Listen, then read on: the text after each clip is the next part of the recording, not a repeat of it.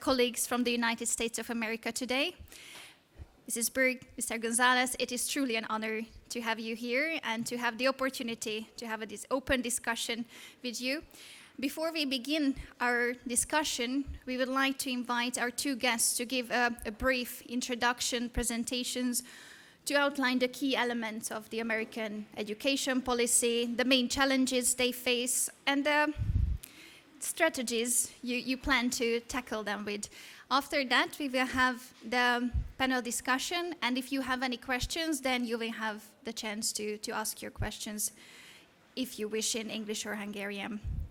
First, I would like to introduce Lindsay Berg. She is the director of the Center for Education Policy at the Heritage Foundation. In this role, she leads Heritage's research and policy work on preschool, K-12, and higher education reform.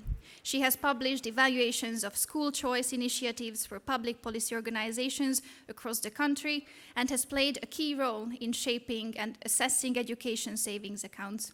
She also serves, amongst many, on the board of visitors at George Mason University. In addition to her many activities and board memberships, Mrs. Berg conducts research and writes extensively on both federal and state education policy issues. Now we welcome your presentation.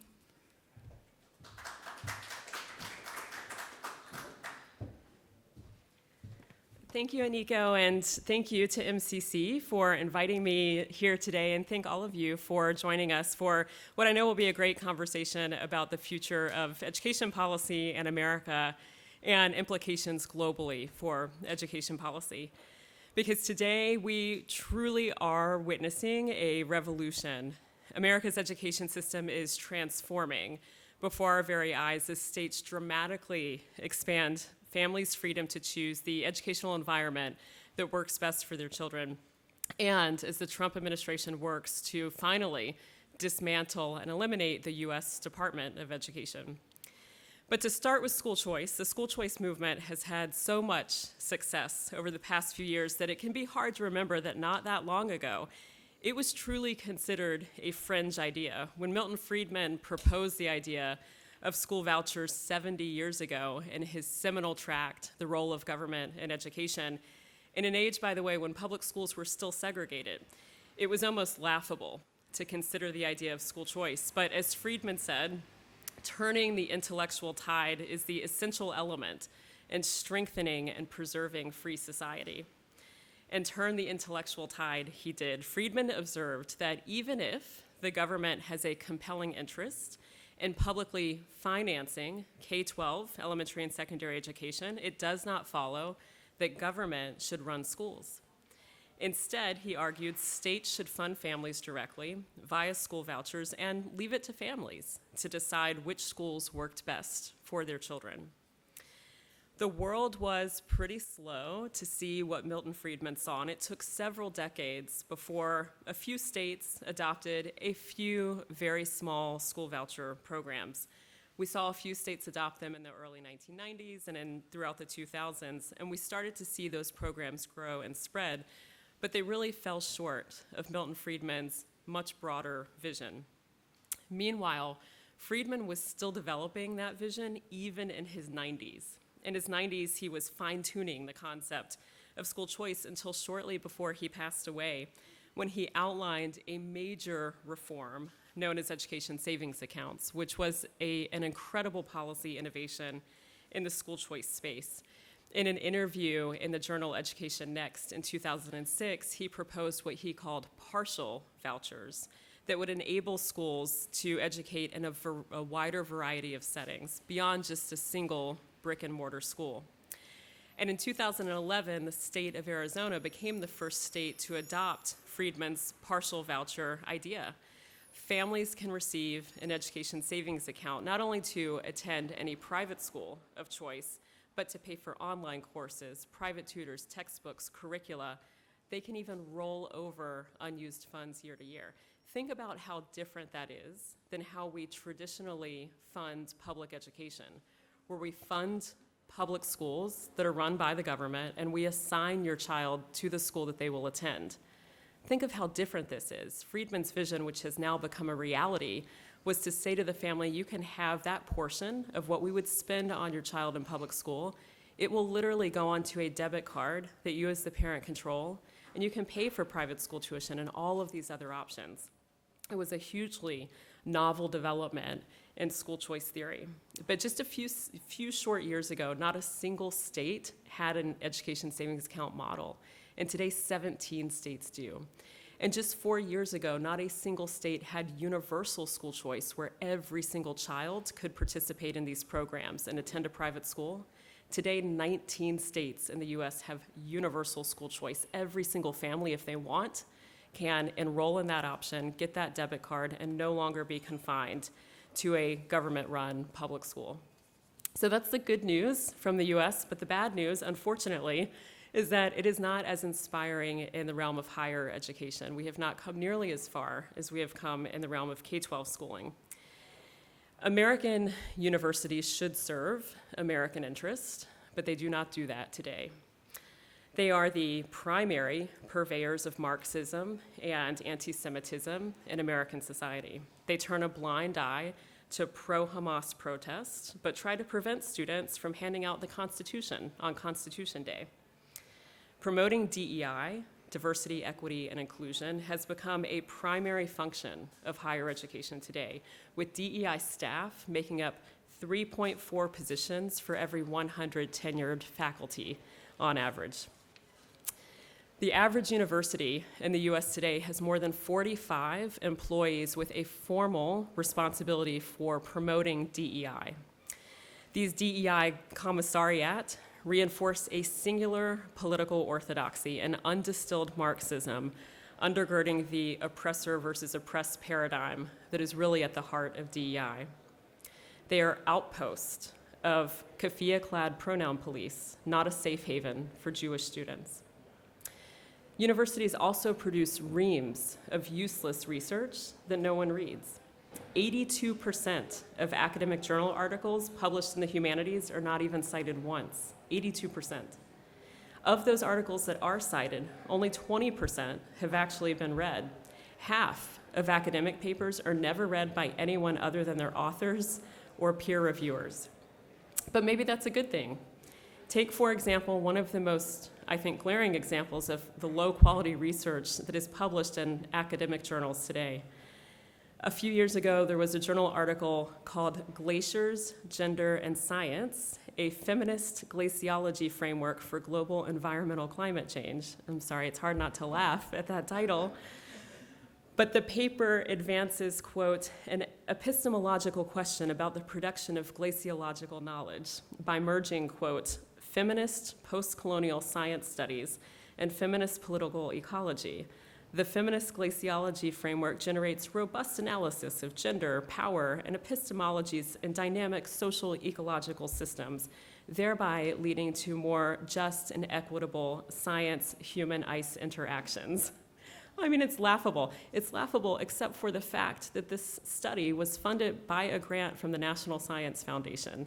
So the US government funded that research.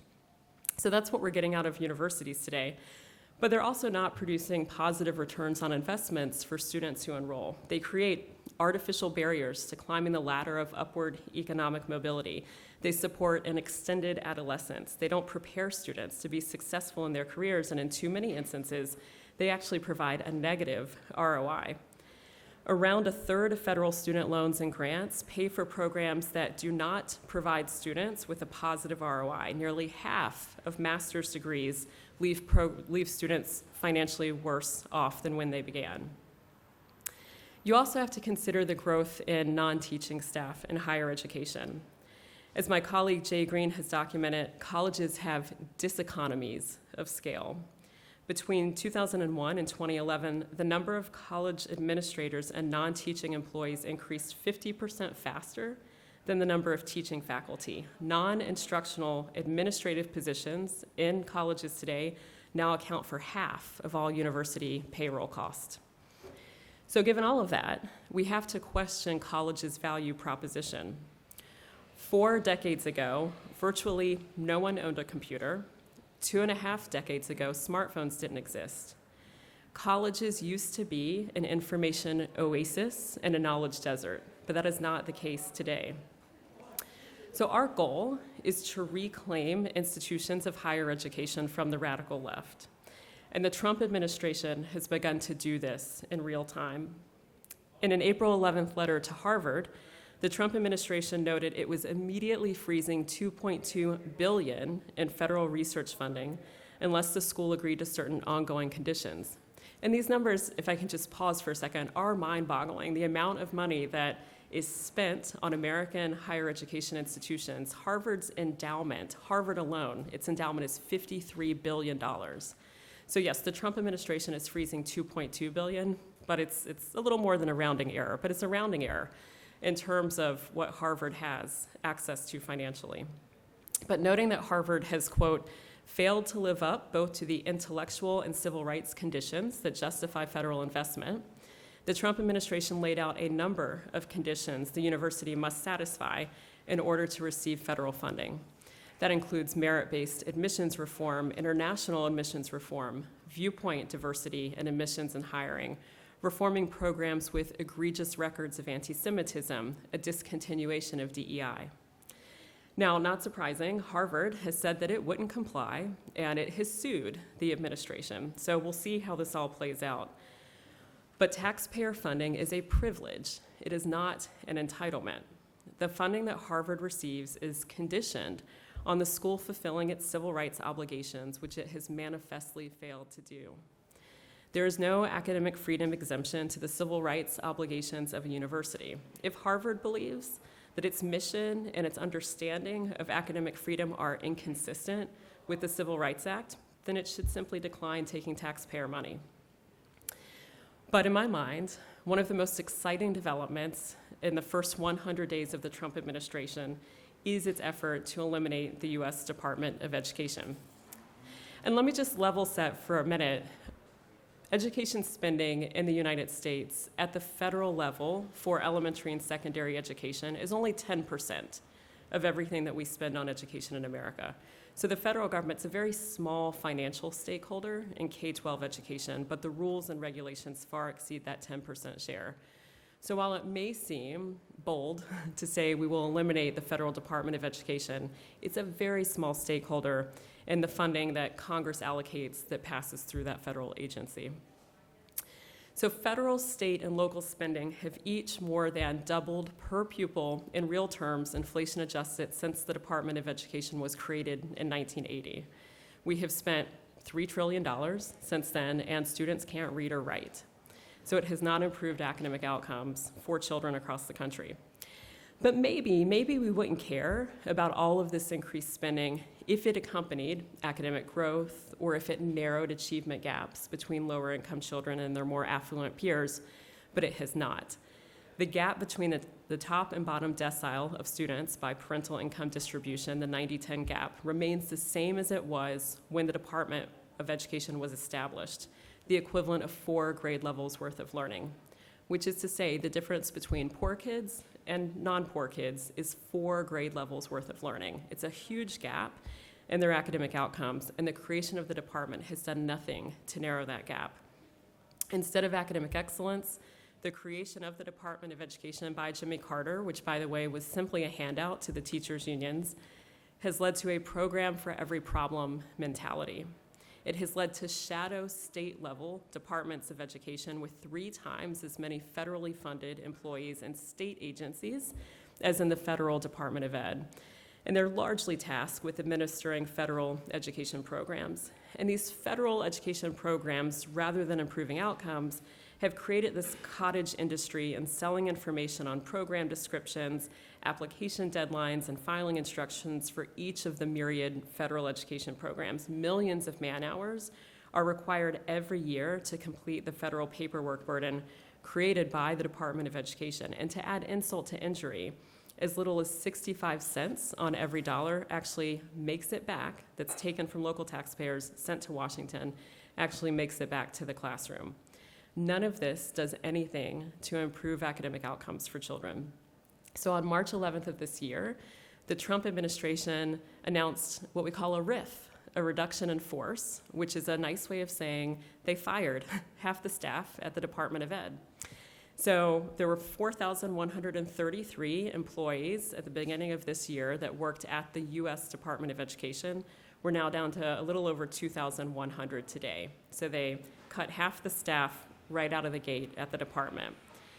But of course, the department still stands, and about a week later, after announcing that RIF, President Trump signed an executive order directing the Secretary of Education to do everything within her legal authority to begin the process of winding down the Department of Ed. Now, we're going to have to work with Congress to do that. It was, unfortunately, established by Congress. It will take an act of Congress to fully eliminate the agency. But this is the best opportunity we have had since Jimmy Carter created this bureaucratic boondoggle to actually eliminate it. Because the Department of Education does not educate a single student, it doesn't pay a single teacher's salary, it doesn't run a single school. So it is long past time to finally end it. And with that, I will hand it back to Mike. Thank you.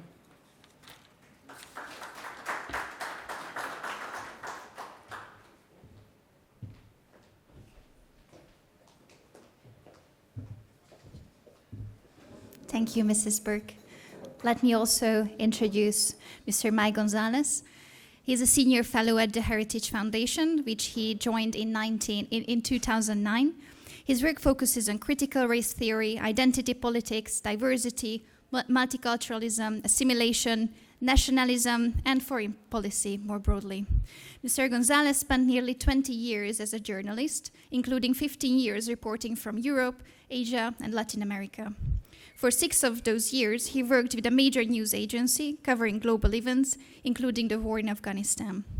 His writing has appeared in publications such as National Affairs, The American, The Wall Street Journal, and The Washington Post. He has also made appearances in most major television networks. He later transitioned from journalism to public service, joining the administration of President George Bush. All events led to this afternoon, where he will share his thoughts on education with us before we start our panel discussion. I will kindly ask you after the presentation to stay on the stage, and we will join.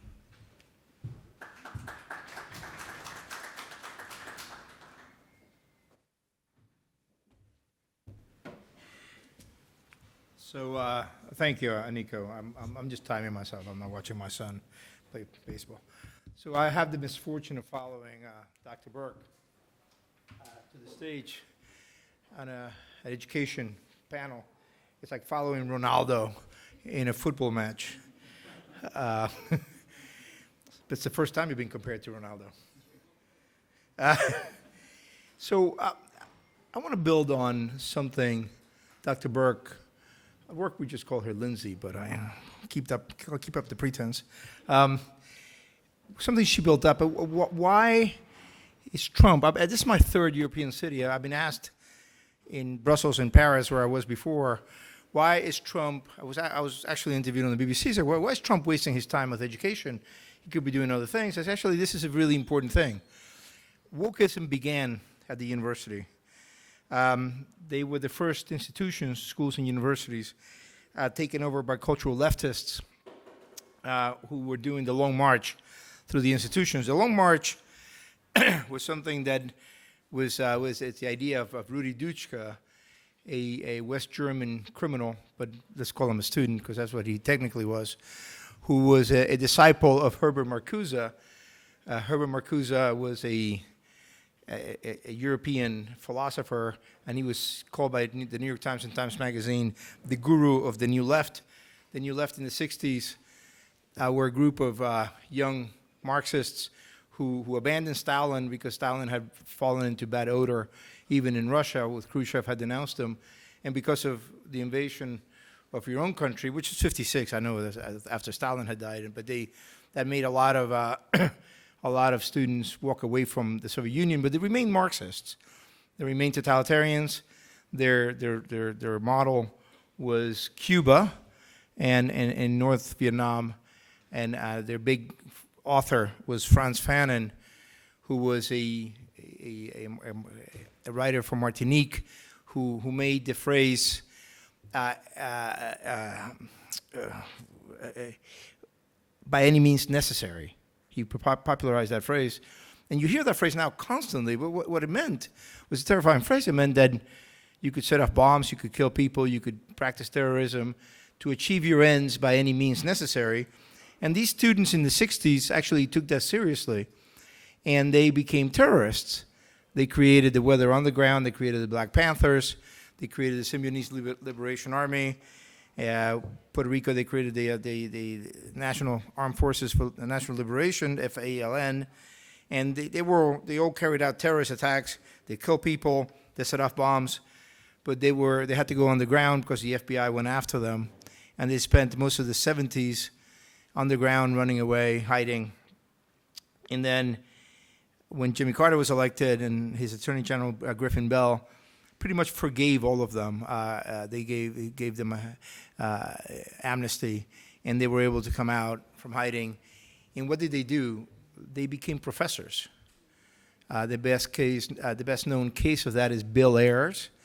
Bill Ayers he was one of the founders of the murderous Weather Underground, and when he comes out, by the way, a very rich guy.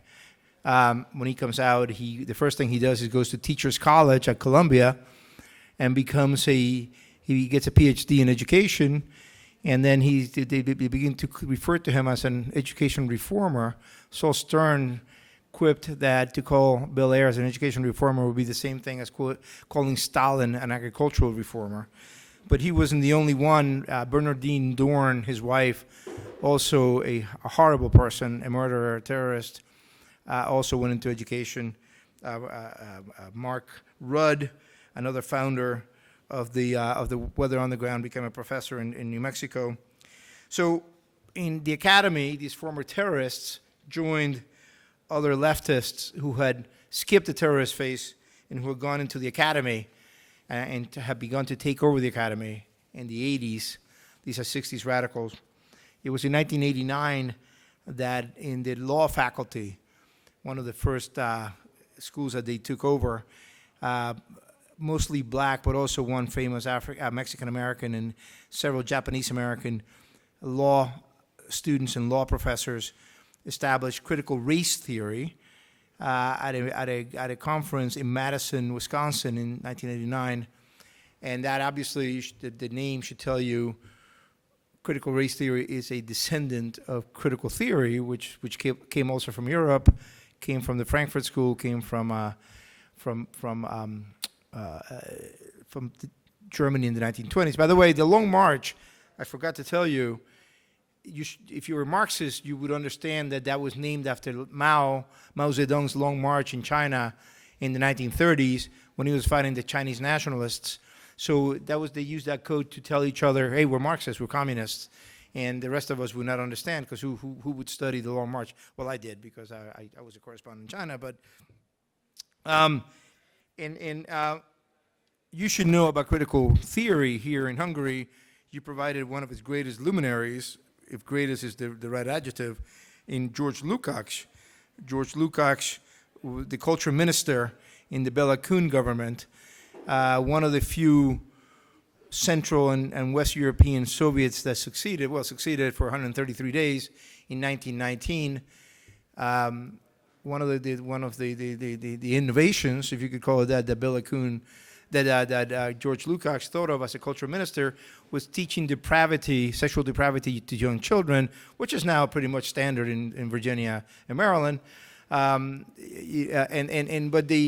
The Hungarian workers and peasants to whom this was aimed at were not very happy with this. So you got Horthy, and you got only 133 days of Bela Kun. I'm afraid to say that critical race theory lasted a lot longer than the Hungarian Soviet. In the New York Times in 1989, the New York Times of all places, a former bureau chief, Moscow bureau chief, Felicity, what was her name? I forget her name.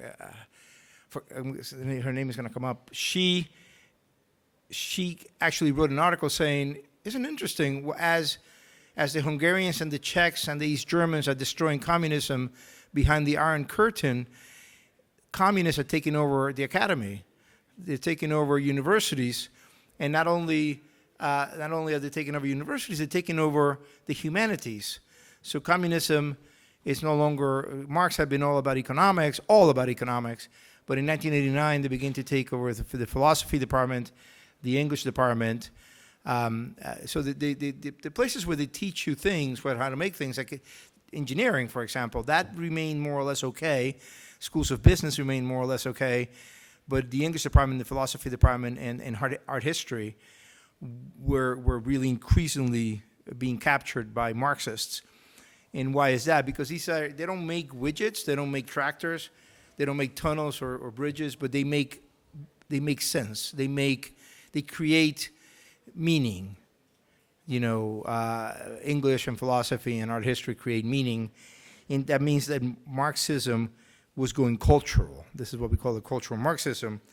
And it was only a matter of time, obviously, if you're teaching students this, because before these students graduate and leave their campuses, and they take their new mind virus with them, and they take over other institutions of the culture, like museums and libraries, concert halls, centers for the performing arts, publishers, art galleries, and these cultural institutions join the universities as places where the ideological capture has been 100%. I think Dr. Burke talked about how thick it has been. In some faculties, it's 100 to none.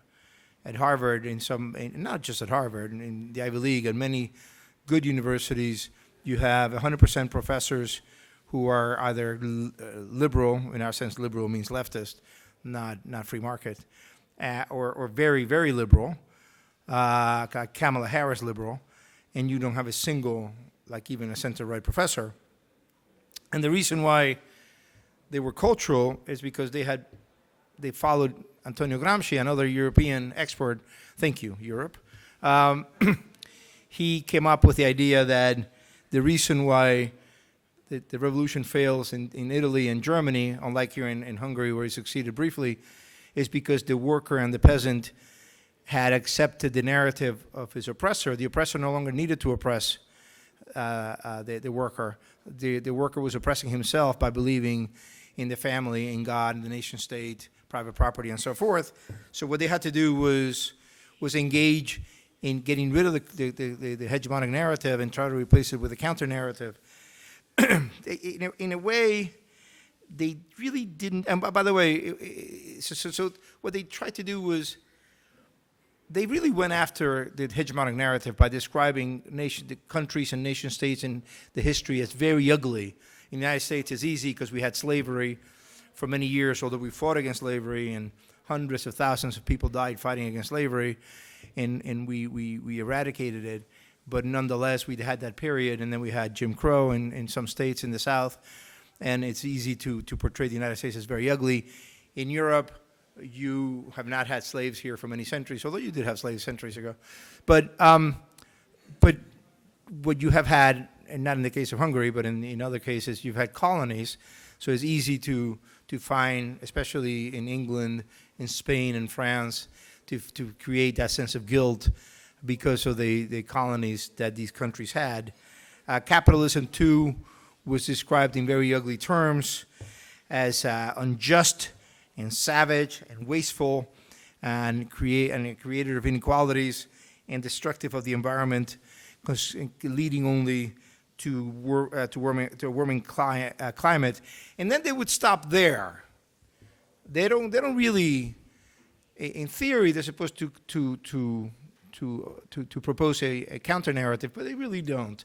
In my studies, I don't find that they do, because they would have to be open about it and say, well, we wanted central planning and collectivism and the 5-year plan and eventually gulags. And you know, well, you don't know, you're very young, but your parents and your grandparents know what that results in. It always ends in tears, always, always, always. And God has provided us with perfect laboratory experiments in East Germany and West Germany, North Korea and South Korea, same people, same DNA, same culture, everything else, very different results because one is capitalist, the other one is communist. So that's why the socialists taking over the universities, all they say is like, another world is possible, trust us, another world. Whenever you see that phrase in English, another world is possible, see a picture of Lenin, because that's what it is. So this is why I give you this preamble, because this is why Trump has focused on universities. Trump, I bet you anything, I've talked to Trump because I've been in a meeting with him, but I haven't asked him anything about Antonio Gramsci and Herbert Marcuse or George Lukács. I bet you he hasn't spent hours a night reading about them. But he intuits all of this. He understands very well, I think, how the universities have become incubators of all of this attempt at brainwashing generations of Americans into seeing their history and their country and their culture and their society as ugly and thus in need of systemic overhaul.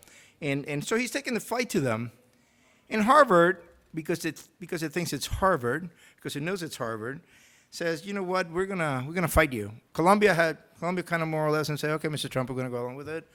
Everybody else kind of said we're gonna go along with it. Whether they did or not is a different thing. And Lindsay will tell you, Dr. Burke will tell you, Harvard said, no, we're gonna fight you. It made a horrible mistake. Harvard is not gonna win. Trump is gonna win.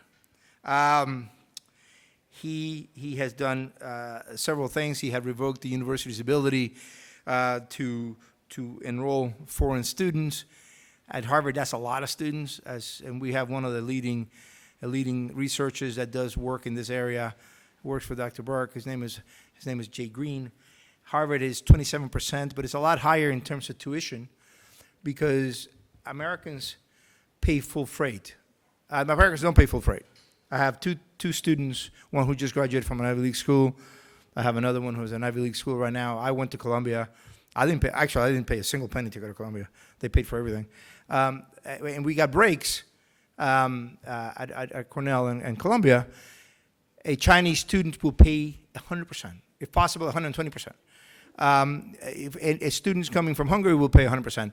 So I think, maybe you have the numbers, I think it's going to be maybe 40% of tuition, close if not more. And so he's really going for the jugular here, Trumpo. He is also going to cut off federal funding. Lindsay told you how he has cut off $2 billion. Now he just yesterday he dropped the bomb. He pressed the nuclear button. 100%, 100% of federal funding. What is that? That's $100 million. $100 million. Yeah, $100 million in federal funding. He's cutting that off. So he's going to squeeze Harvard. And Harvard's going to end up saying, okay, stop, please, Mr. President. The demands he's making are not outlandish. Some of them, we can discuss it here, some of them, for example, in asking Harvard to have the federal government pretty much dictate governance to Harvard. I think we may get some disagreement on that. You get it from me, not Dr. Burke. But other things, like, no, you cannot treat Jewish students badly. No, you cannot make decisions based on race or sex or any other immutable characteristic. And you really have to stop using DEI to brainwashing students into believing that America is an ugly place that needs to be destroyed. All of that is supported by the Constitution, and it's about time that Trump does it. And the reason he has to start at the university is for the reasons I gave you. Thank you very much for being a good audience.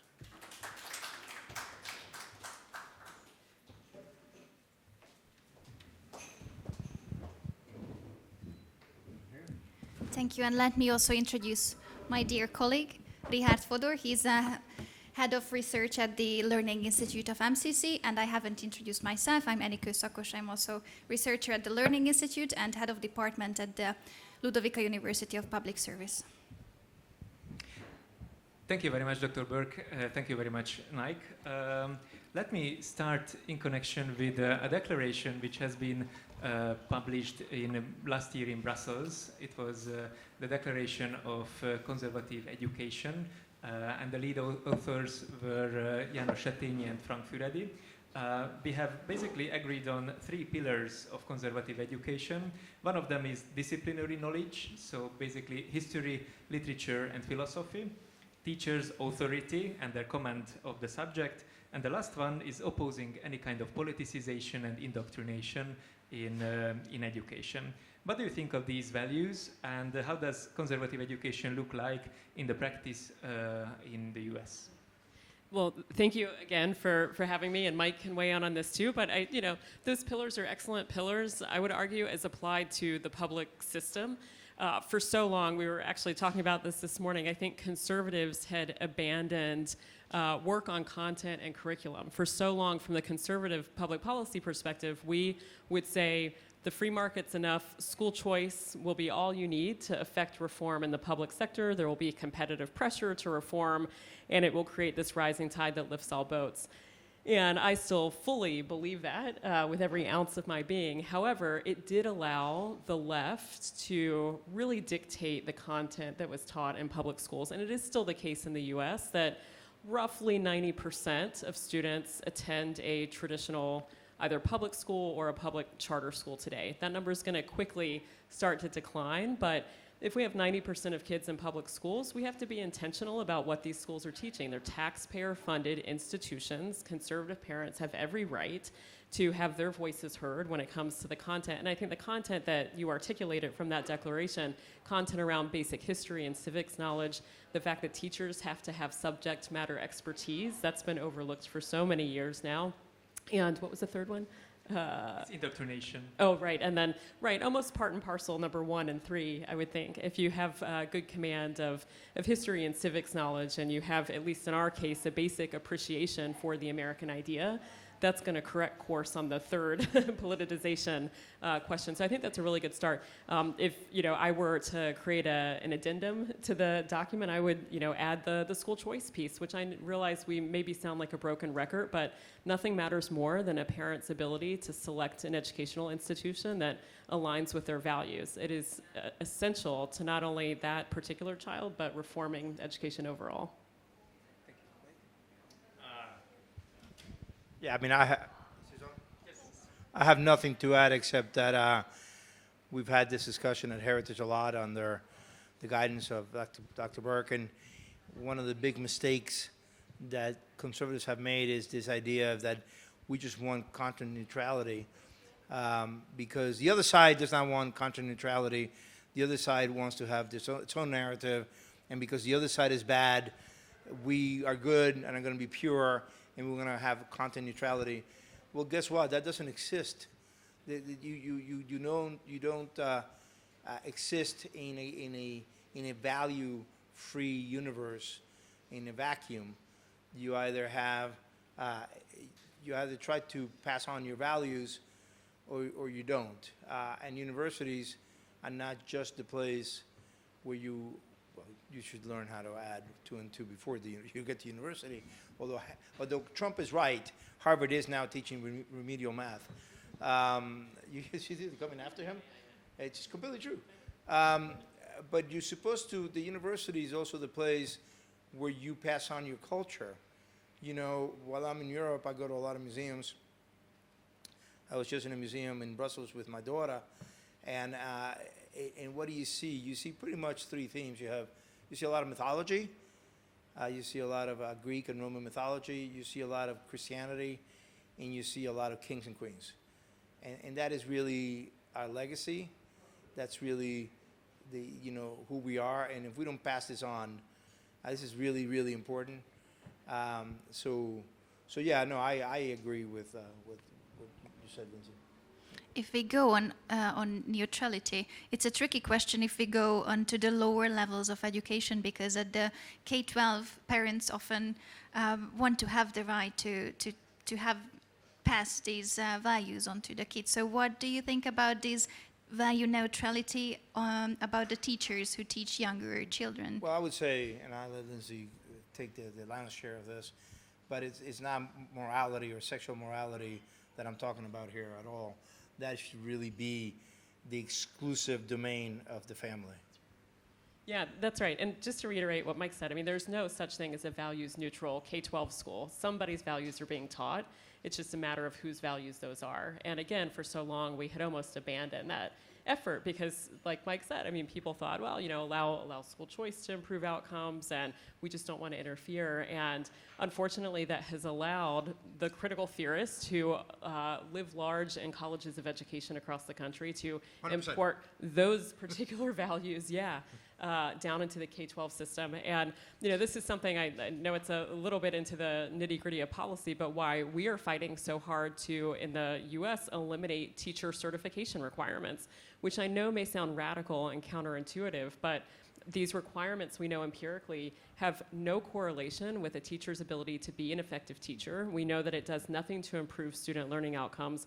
All it means is that it requires a prospective teacher to go to a university-based college of education where they get a whole lot of Dewey, a whole lot of Pablo Freire, and all the other Marxist tracts that Mike mentioned, and then eventually begin to import critical theory into the K-12 classroom. And that certainly skews the values in a way that is counter to what the median American voter or parent wants their child to be taught in public schools. Did you want to explain what Dewey is so they don't think it's a synonym for manure? So if you want to get into educational philosophy, but John Dewey, I mean, one of the early progressive thinkers, progressive education really took over in the U.S. in the early 1900s, and this idea that you could almost tinker your way to a utopian outcome for education by professionalizing the institutions of education and professionalizing it from what had become, or what were, these normal schools where women were going to become teachers, to this university-based system today, where you get this progressive education policy that was underscored by Dewey, and really this idea, today we would say it's the whole child movement, but this idea of student-centered, student-led learning, moving away from things like direct instruction, where teachers are being very explicit about what's being taught.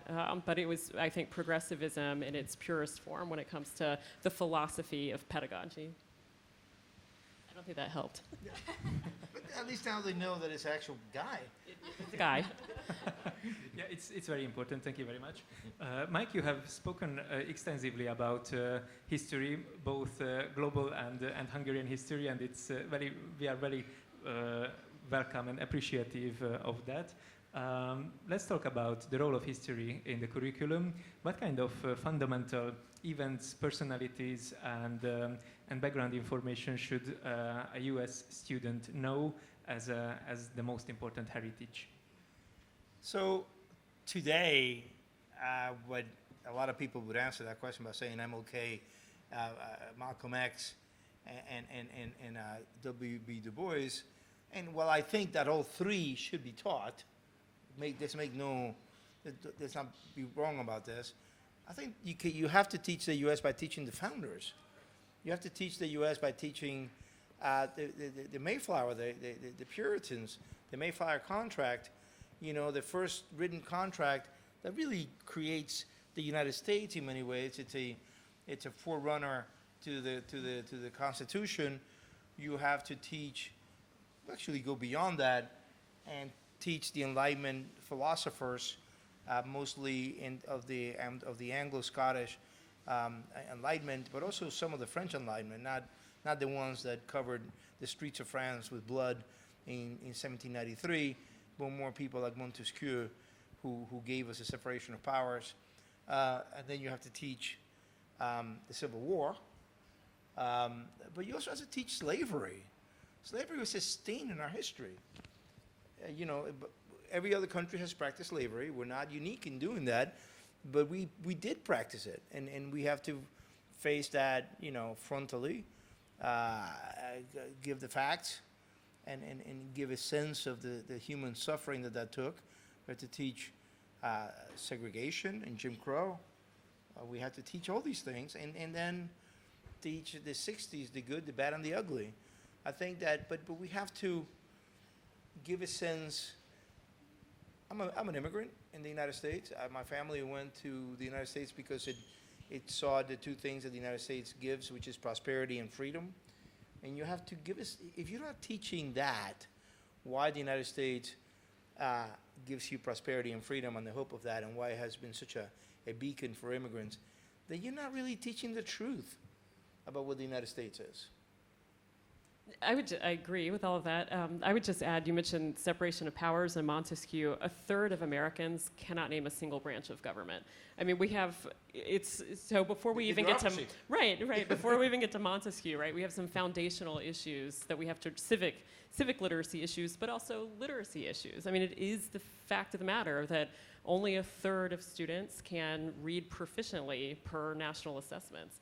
I mean, that effectively means you're functionally illiterate. So there are some very basic skills that we have to get right, perhaps in conjunction with, but before we get to some of these deeper history questions. It's difficult to spell. Montesquieu.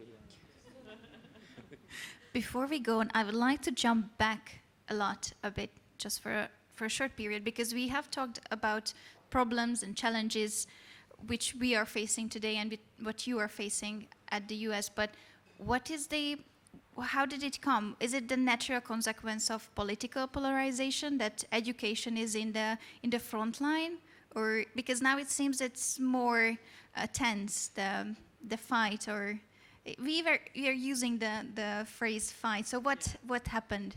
I think it seems intense because conservatives for once are winning on education, and that has never been the case. I mean, never. And just a short aside, so we talk a lot at Heritage about how we shifted strategy when it comes to advancing, and I hate to even use the word education reform because that has almost establishment connotations to it, but really reform and advancing school choice. And school choice might sound niche, but again, it is really essential to reclaiming K-12 education in particular from the captured left.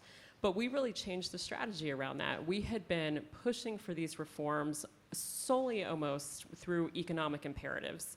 And I am still guilty of that. I talk about Milton Friedman every time I give a talk.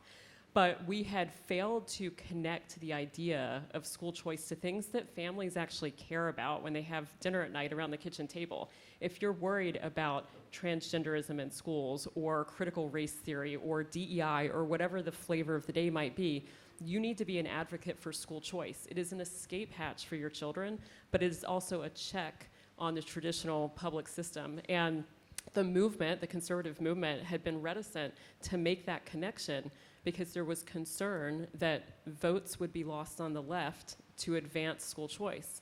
Well, those votes were never there to begin with. They never materialized. And so I would say we pretty cognizantly shifted strategy to say, we are going to pursue the values-based case for choice. If you're worried about the values and the content that public schools are teaching, you should advance choice. So, it's funny because we had been making the liberal, in the American sense of the word, leftist argument for choice, which was almost a social justice argument, right? If you're worried about low-income minority children and their access to quality education, you should be in favor of choice. We had been making the libertarian case for school choice, the Milton Friedman competitive effects case. But ironically, being at Heritage, we had not been making the conservative case for school choice, which is that values-based case. And so I think a real shift in strategy is what it has taken, and that has led to the tremendous wins that I mentioned earlier. I will reiterate now that we have 17 states that have universal school choice. This has only been the case for 17 just since the past few months, but that any state had universal choice as of 4 years ago. It is a quintessential threat to the public education establishment that every single child in those states can now say, we're not going to go to the public assigned school, we are going to go to a private school that works for us. And so I think that is what has led to heartburn on the part of the education establishment and the teachers union. It's that we are winning. I don't have that much to add. I wouldn't say heartburn. I would place it in another part of the anatomy. Look, it's the reason I said. They made the university and the educational system their first target in the long march of the institution for a reason. It's there where you impart knowledge, and it's there where you pass on the culture. So if you cut that and you cut the transmission of culture, you've done already a lot of the evil work that they want to do. As Dr. Burke said, we won the debate in the market of ideas. We took it to the market of ideas. She's been working on this for how long now? 12 years? 17? No, you started after your first communion. Yeah, exactly. Yeah. So she's been hard at doing this, winning the debate in the market of ideas, and then we won politically. And now we won politically, and now, oh my God, he's actually going to do what he promised to do. So he is pushing these reforms across, and the left is beside itself. It cannot believe that it's losing, that it lost, and that it's going to lose more, and is being hit in the nose again and again and again, and they're very angry. But you know what? You know, they're going to be angry for a while, because this is going to continue. I have said that we don't anticipate so much woke activism in this room, so let me be the woke activist now, and let me provoke you. How do you respond to the criticism that the conservative idea in education is just as ideological as the leftist approach, just from a different direction? Guilty as charged. Yes. Yes, we are.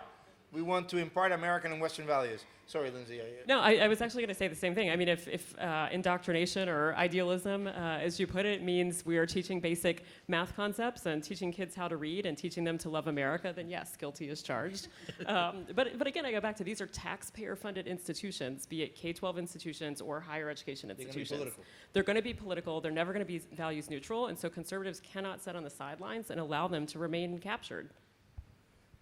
I'm just thinking, when I don't want to continue that.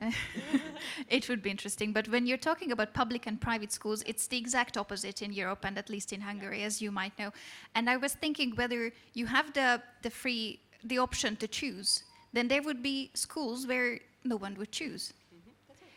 Does it bring increasing quality in teaching and schools?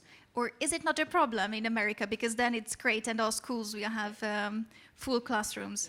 Yeah, I mean, it's interesting, right? We get this question a lot, which is, well, what will happen? Schools will close, and we never apply that thinking to any other aspect of American life, right? If you have choice among restaurants, we don't fret over a particular restaurant closing down because people won't attend. And it is very interesting because you will hear people make this argument out of both sides of their mouth. They'll say, well, if you were in a rural area in America, if you're in the country side, then there aren't a lot of private schools. School choice just isn't going to work. But then in the same breath, they will say, the public school is the only employer. If you allow school choice, it's going to collapse this rural community.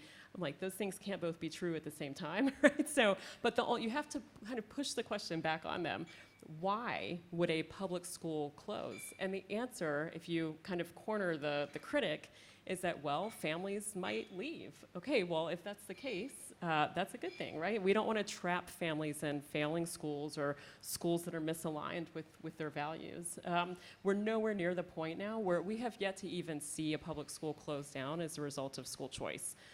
We have seen school choice act more as an escape hatch on the public system, if anything. But we'll see in the coming years, now that we do have universal choice in those 19 states that I mentioned, we might actually see some public schools, some government-run institutions that do either have to reform or close their doors, right? But it's one or the other. They need to reform if they are producing only a third of kids who can read. They should not be entitled to students and the taxpayer money that comes with them. It might be then a healthy competition. That's right. Okay, last year when I was in Washington, we have spoken about the roots of American conservative thinking, and you were thinking about writing a book about that. First of all, how is the book going? And secondly, who are the most authoritative figures here? I'm writing a book on this. No, Lindsay. Me? Oh. Well, it's like, I'm writing a book now. So we've had a couple books in the works, and one that has come out relatively recently that my colleague Jonathan Butcher wrote, which is excellent. It's called Splintered. And we are working on the second now. We're in progress, but pulling together some of the, we think, best thinkers in the higher education space in particular to talk about what change in higher education looks like and what that could ultimately be, and really trying to think outside of the box, not to have education policy people contribute, but to actually have practitioners in the space. And people like Bill Ackman, potentially, who have really changed the game when it comes to what the donor-university relationship looks like. So, yes, in the meantime, though, we have released, you mentioned the European Declaration earlier. We released something called the Phoenix Declaration, which is what we see as the conservative vision for education reform. And we have had a number of scholars across the country, university-based scholars in particular, contribute to that vision. And it looks a lot like what we've been articulating up here over the past hour or so, but fundamentally about a parent's ability to choose, but also all of the content and curricular issues that you mentioned earlier being part of that. So, you know, there's, I think, a lot in the space right now that where there wasn't anything a couple of years ago. Nobody was talking about what a conservative vision looked like, and so we've gotten to a really good point, I think, in that regard. You know, I come back always to Bill Buckley and Milton Friedman as the two people I think even today have had some of the most important impact on both K-12 and higher ed policy. You know, if you go back and you read God and Man at Yale, there's a great line in there where Bill Buckley talks about, look, if a student leaves Yale and he has a good grasp of economics and history and civics, it's not because he got it from any of his professors at Yale, right? It's from his own volition. And so these problems have been around for 50, 60 years. They're not new. We're pulling from some of, I think, the most respected and the scholars that have really stood the test of time over the decades. And outside of education, because Lindsay has covered that ground, we are a derivative culture. You have to go back to Europeans, Burke especially, and being the founder of conservatism, at least in the Anglosphere. But if you want to read about good American conservatives, the American conservatism originates, because we're not purely Burkean. The founders were not purely Burkean. They had the Burke aspects plus the colonial experience. But Russell Kirk has a very good book which runs through John Adams and all the other American leaders who were leaders in conservative thought. We will soon give the floor to the audience, so please prepare your question. If you feel more comfortable, you can ask it in Hungarian, and we will try our best to translate. But I have a very hot question, and if anyone recognizes the Hungarian parallel, I apologize, but I want to turn back to the Harvard question, because you both gave us a good insight of what's happening there, and I can't not think about the outcome, what might happen with Harvard after this fight with the government, or the outcome of this fight affecting other universities, whether they will follow the rules more willingly, because Harvard is one of the best universities in the world according to most of the rankings, and I don't know how many times more students apply there as there are spots. So what do you think, what will happen with Harvard? So you're asking several questions there.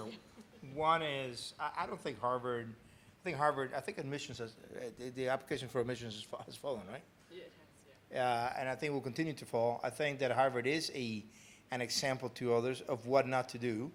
I think Harvard, look, it's very hard to predict.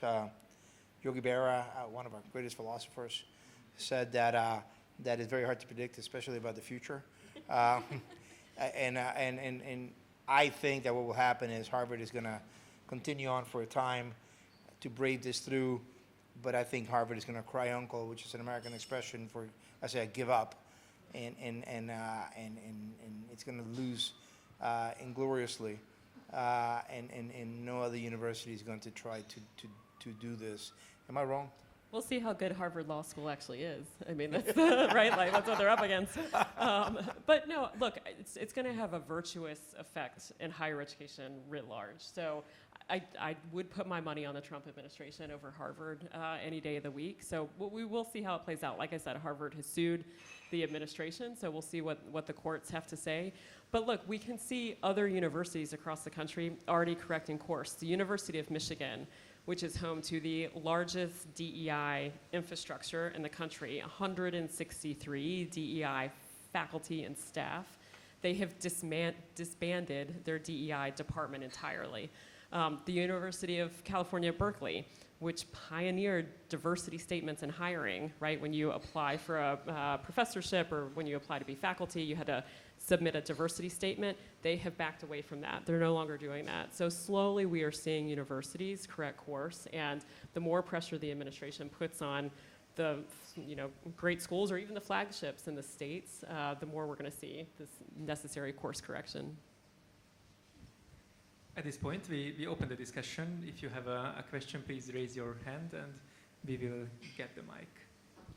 And I would say one more thing too, while the mic's going around, is that Harvard is sitting on, like I said, a $53 billion endowment. Billion with a B. Right. I mean, it's an unbelievable amount of money. They could pay every student's tuition in perpetuity, right? Not in perpetuity, but for a really long time. In perpetuity, living off the juice. Yeah, exactly. So, they have more money than God, right? So whether or not what the effect on Harvard will actually be, we'll see. They're sitting on a mountain of money. Especially if he cares about diversity and inclusion, should be doing this, should be paying every student's tuition in perpetuity. Do it, Harvard. Okay. The question is, first for the youngers, the DEI is this Department of Diversity, Equity and Inclusion, right. This commissariats of the university. And my question is that we understand very well the ongoing events there. I can parallel this fight with the old establishment as a cancer surgery. That takes a time, it's a long process, and it's painful, and you need some recovery period after that. But in the meantime, parallelly, and it's not an occasion that the two Hungarians were asking about education quality improvement, because it's not a domestic affair anymore. We are competing with China, and their education system is, they have their weaknesses, but still it's very well at the moment. So you have to ride two horses. One is this cancer surgery, but the other one is how to improve, and I can pinpoint two elements, and that's a question. One is teacher training. Do you have idea to reform it to some way? And the other is obviously the breaking of the old established teacher unions, which are probably, as I see, hopeless partners from this renewal. So I'll start off with that. Softball for you. So great question on the unions in particular. I mean, I know I sound like a broken record, but this is yet another virtue of school choice. The more kids we get out of the public system, the less money the unions have at their disposal. I mean, teachers, up until recently, there was a Supreme Court case, Janus decision, had to, prior to 5 or 6 years ago, money was automatically taken out of their paycheck and went straight to the unions. So at least it's no longer automatic paycheck deduction. But we have to educate teachers to tell teachers you don't have to be a part of the union anymore. Teachers often join the union just so they get insurance protections and other benefits. So part of our work is to show them there are other ways to get the benefits that the unions provide. But again, the best way to break the stranglehold that they have is to get more kids out of the traditional public system, because private schools aren't unionized. Charter schools are public and they can be unionized, which is why I am not anti-charter, but I'm pro-private more than pro-charter. And then the first part of that question, competition with China, et cetera, and teacher training. So teacher training, I said earlier, we need to eliminate traditional teacher certification requirements that funnel teachers through university-based colleges of education, and empirically we know has no relationship with their ability to teach. But what's the alternative, right? Unlike the Marxists, we do have a plan moving forward, and the plan. They have a plan. Well, you said earlier they No, didn't have a plan. they don't share it. They don't share their plan, right? Yeah. Well, I'll share our plan. So, but our plan is we want to go heavy on something that you said earlier, Richard, which is content matter expertise, subject matter expertise. You're not getting that at a college of education, and I've gone through 2 of them now. You're getting pedagogy of the oppressed. You're getting maybe a crash course in classroom management, but not really. You're getting political philosophy. You're not learning how to improve students' writing and reading and math ability and how to be an effective classroom instructor. And so what our approach is to say, and it's state level reform for us, and Florida is the farthest along, no surprise, but to say to a state like Florida, get rid of your requirement to be state certified and allow the retired engineer or the person who has a good grasp of math or French or whatever it is, subject matter expertise, fast track them into the classroom. Don't require they get certified to teach. And then maybe you do, 6-week training on classroom management. So that's how you get quality people in the classroom, as you break down those barriers to entry. And then last thing quickly, and maybe Mike has thoughts too, but on competition. I mean, we, with China and others, we tend to compare what's happening with some utopian vision of education when we need to compare the reforms that are underway with the reality on the ground today, right? The reality on the ground today is US schools public schools are not doing a good job at preparing students to enter a global workforce and to be competitive. So we've got to try something different. And the something different is less federal intervention, more choice. See, I don't think getting rid of DEI is going to be, the recovery is going to be so long. I think it's kind of like removing a humongous carbuncle that's been on your left eyelid, covering the light, and all of a sudden you see the light, and you realize you're better off without it. Our private sector is already telling us that, and this was always abnormal and absurd on face value. So once you stop saying, it really is a moment of the emperor's has no clothes. We're not a perfect society. There are no perfect societies. Man is imperfectible, but we're not oppressive, for heaven's sakes. We're not an oppressive society. I used to be a foreign correspondent. I've lived in at least 7 countries for at least a year, in many others for months at a time. We're the least oppressive society there is, and to say that is just it's just an incredible absurdity. Do we have any more questions? Yes, thank you. My name is Thierry. I am a PhD candidate from a Hungarian university, and I come from Myanmar, or Burma, as Americans call. And actually, Dr. Burke already answered part of my questions while answering Janusz's question. As someone coming from a teacher education background, when you said that the elimination of the mandatory teacher training certificate, it drew my attention, and I just wanted to ask, what if there is a context like where I'm coming from, education and teacher education curriculum is highly centralized by the government, and what if you can dictate what to teach in a teacher training program? Would you still be welcoming the idea of this mandatory teacher education certificate, or would you still stand to eliminate it? Yeah, I would still stand to eliminate it, certainly. I would be highly skeptical that some central planner in some government somewhere knows better than locals do about how to educate a local community. So I will always be highly skeptical of central planning, including when it comes to teacher certification requirements. I'm glad to hear that you're going through a College of Ed, and as a PhD candidate, I'm sure you've gotten a lot of what we described today. I would imagine a lot of that is global in nature when it comes to the content that's being taught right now. But again, I think the more that we can get universities, colleges of education out of training teachers because they're just performing so poorly at this job, we'll save a lot of money for the student in the meantime, right? Instead of, in the case of the US, right? In the US, if you don't have the foresight to get your teacher certificate as an undergrad, that means for most people, you have to go get a master's degree. It's 2 years, it's $40,000, right? It's expensive, it's a time suck, and you're no better off in terms of your ability to teach as a result. There's a great, we call it super chart at Heritage, where you see this perfect normal distribution that's overlaid 3 times between the teacher who is certified, uncertified, and alternatively certified. There's no difference in that teacher's impact on student learning outcomes. I know I've said it 3 times, but empirically we know that colleges of ed aren't teaching teachers to be effective. And so the more we can do to move away from that, and yeah, I'd be highly skeptical that somebody could design a good national system. In the US, for us, it wouldn't work because it's 50 states, and education's just not an enumerated power of the federal government. We actually have 4 federal prohibitions against any sort of national curriculum, even as it would pertain to teaching. If anyone has any other questions, now it's time. If not, I know we are running out of time, so a very short question. Let's imagine that you have 60 seconds with a European education minister, what would you tell them as a recommendation or as a warning? Oh, you have to take the lead on this. Oh, well, I mean, I would say take all of the money that you're spending on education and give it directly to families and allow families to choose learning environments that work for them. You're going to see competitive effects improve learning outcomes for everybody. You'll have happier families, safer students, and better academic outcomes overall.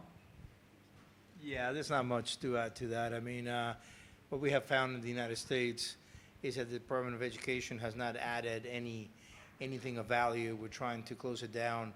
I hesitate to come here and prescribe the same thing to you because I don't know the Hungarian context as well. I'm not so arrogant to say I've just arrived and I'm going to tell you Hungarians what to do with your government. But I know I could tell you what we were trying to do with our government, and that's get rid of the Department of Education.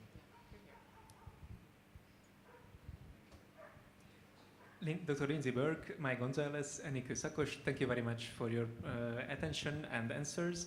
And for the audience, thank you very much for your attention. Thank you.